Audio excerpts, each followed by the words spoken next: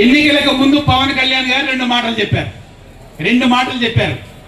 ఒక మాట చెప్పింది ఏమంటే, మీ గ్రామంలో, మీ ఊరిలో, మీ పంచాయతీలో వీడియో ఒకసారి తీసుకుని చూడండి ఏ మాటలు మాట్లాడారు. మీ గ్రామంలో, మీ ఊర్లో, మీ పంచాయతీలో ఒక్క తెలుగు చదువుకునే పిల్లాడున్నా తెలుగు మీడియం స్కూల్ పెట్టాల్సిందే అన్నారు. కానీ ఎందుకనో మా పవన్ కళ్యాణ్ గారు అధికారంలోకి వచ్చి 2 నెలలైన తర్వాత కూడా ఒక్క మాట కూడా మాట్లాడటం లేదు. ఆయన ఎందుకనో అర్థం కావట్లేదు. కనుక ఆయన ఖచ్చితంగా సమాధానం యూటీఎఫ్ నాయకత్వానికి, ఉద్యోగ ఉపాధ్యాయులకి చెప్పి తీరాల్సిందే.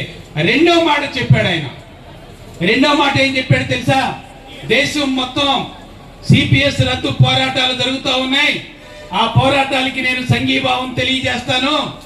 కనుక నేను వచ్చిన తర్వాత సంవత్సరం లోపు, నేను అధికారంలోకి వచ్చిన తర్వాత ఒక్క మాట మీరు మాట్లాడారా అని, మీ అభిమానాన్ని చంపుకుని వెనక్కి తీసుకోమంటారా, అభిమానాన్ని సంఖ్యను పెంచుకుంటారో, సిపిఎస్ రద్దు చేస్తావా లేదా రేపు భవిష్యత్తులో తేల్చుకోవాల్సిందే.